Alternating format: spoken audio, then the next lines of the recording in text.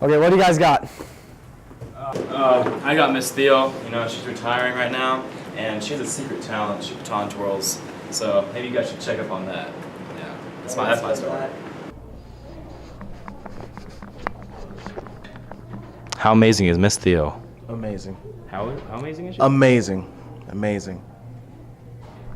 Miss Theo's a kind-hearted woman. She's probably the nicest woman I've ever met. I love Miss Theo because she's a very kind and compassionate woman. Miss Theo, she's the most amazing woman at the school. Next year is going to be really hard without her. And she really makes me just want to do good in this world, and she got me on the path to God, and I appreciate her for that. And she's an amazing teacher. She dedicates all her time and effort to every single one of her students. And she always has the students' best needs. And she just loves each and every one of them for who they are. And John 3:16, amen. Goodbye, but I hope to see you again soon. Take care. She's going pro. Look at her. Look at Miss Theo go. Woo! Whoa! I have thoroughly enjoyed being here at Faith Lutheran, and I'm going to miss every single one of you. And for the students that I have helped and taught, I will always remember you, and I will always pray for you every single day. Okay, what else do you guys have? Showman, this softball season, decided to jump 2 JV players up to varsity to make an attempt to win an academic award. How'd that go? It failed because both the players, one got injured and one wasn't able to attend because of AP testing. Oh, okay, let's play that.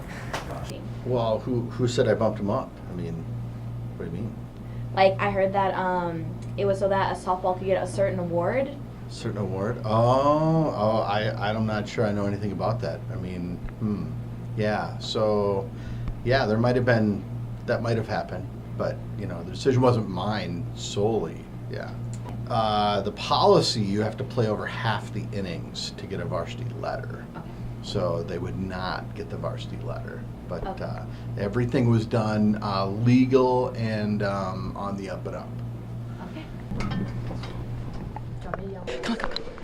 Mr. Chuma, we have one more question for you. One more question. Okay, one more question, just one more question. No. Okay, what else do you guys have? Mr. Morrell making fun of some students. Oh, really? Making fun of students. It's a terrible man. Yeah, I think he's a great guy. Great guy. I mean, yeah. Seen that man? Just kidding. Oh. Okay, let's play that. How many students do you make fun of in a day? Probably teach about 60 each day, so rough estimate, probably 15 to 20. Okay, and then why do you make fun of them? Well, part of it's probably from repeating myself so many times, and I just get a little annoyed, or people asking unintelligent questions. Or I'd like to, at some point, gather data to watch that as the week goes by, that my patience level decreases, and the correlation between the two, that my sarcasm and making fun of people increases as the week progresses. Would you like to give any examples? Oh, you know, it's kind of in the moment kind of thing. Like, it's not, I don't plan it ever, because, you know, what kind of person would I be if I planned making fun of somebody? But if something funny happens in class, then yeah, I usually bring it up. Now we're going to go talk to the people that have been personally victimized by Mr. Morrell. How many kids do you think Mr. Morrell makes fun of in a day? Including me, probably 75% of the kids in each of his classes. At least 100. Probably 50. Okay. And do you feel personally victimized by his attacks? You know, I've seen some counseling about it, and my therapist says that he's not attacking me personally. It's really because of how he feels about himself. But I feel hurt every single time that he makes fun of me. I can't help it. I mean, it seems so personal. Well, you see, one time my brother knocked on the door to deliver me a donut for his birthday, and Mr. Morrell was giving it to me. And right as he gave it to me, he just took a giant bite out of it, and it was really depressing. Okay, what else do you guys have? I got Mr. Brown at Taco Bell. He's talked to me about his new contract that he signed for next year to teach you again. Oh, that guy's really coming back? Yeah, looks like it. Wow. Mr. Brown, guys, Mr. Brown. Really? Just give it. Can we ask you a few questions? Yeah, you get three. 3 questions. What? All right. Can you tell us about your new contract with Faith? Oh, it's awesome. I'm going to be one of the highest paid teachers, and I deserve it. That's one. Why did you choose Faith over the other schools? I tell you, it's, you know, the programs that I can get, the lifting programs, the nutrition programs, it's well worth it. And why did you, how many offers did you get? Oh, dozens, one. I got one. Did you get the chalupa? I said 3 questions. 3, no more. I'm out. Okay, what else you guys got? Well, with new albums out by Drake and Beyonce, celebrities today are heavily idolized in the media, so I got students' opinions on why these celebrities are so idolized. Drake's new album is absolute trash. What'd you say? That's my life. Don't talk about the album. Dude, there isn't even a few. No. They're all artists, so, and if you like their music, I see that's why they're probably like so idolized, put out there. I mean, who do you idolize? Like, think of the artists that you like and think of why you like them. Half of it is you have a lot of big businesses behind them that are, you know, promoting them, trying to brand them, trying to make money off of them. They kind of symbolize the 1% of the population that lives at the most leisure. For the most part, it's a lot of people who are interested in reflecting the interests of their friends. However, some celebrities have inappropriate messages in their art, and parents are concerned with which celebrities their kids are paying attention to. I think it's just important for parents to be parents and for them to watch what their kids are doing, but I don't think it's an artist's fault. I think some people just take it out of hand and like, oh gosh, it's such a bad influence. My kid's gonna do what the song says and stuff like that. But I'm like, they just like the song. I don't think anything should be done to like limit them because, you know, it is free speech, free expression. You know, we're not communists. But I think that parents perhaps should prevent their kids, younger kids, from listening to some of the more explicit music.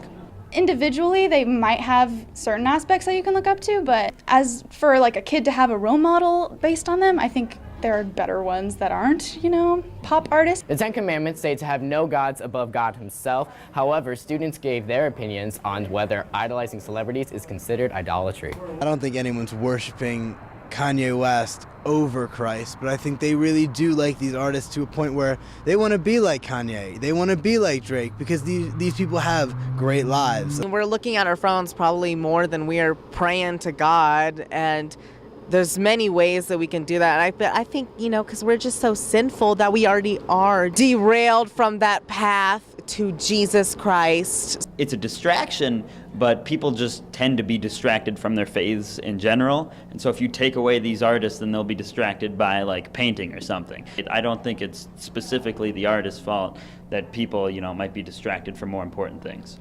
I definitely think artists today derail people from their faith because of, you know, their messages and the lyrics to their songs. And I'm a kid too, like I like their songs and everything, but I definitely think they can change your focus from the godly things and into what they're trying to endorse. Lauren, what do you have? I got Mr. Fogo on how many times he hugs students and faculty in a single day. At least 5 times a day. Probably 7, I think. I'm saying 10. I'll have to go 12.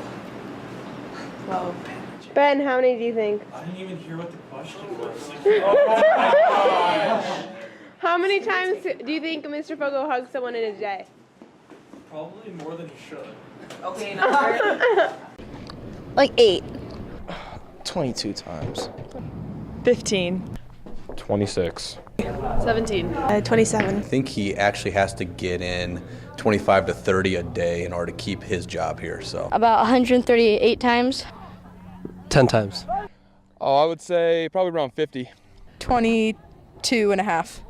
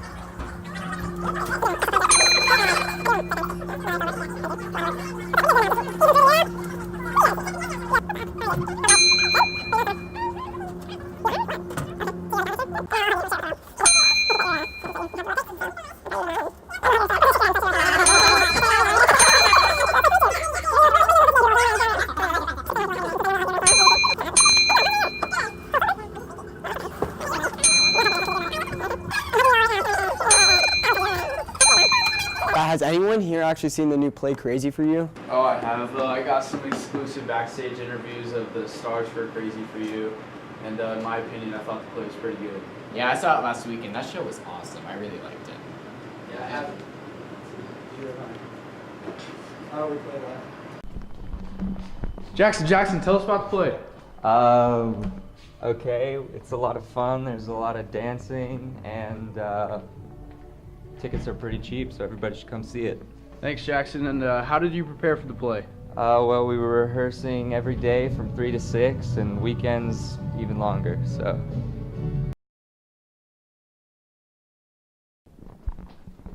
Lily Saxon, tell us about the play. Oh, it's really good. All that hard work and dedication and practice.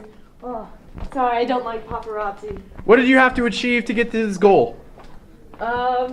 Just some hard work. I just gotta thank God and my family. Delaney!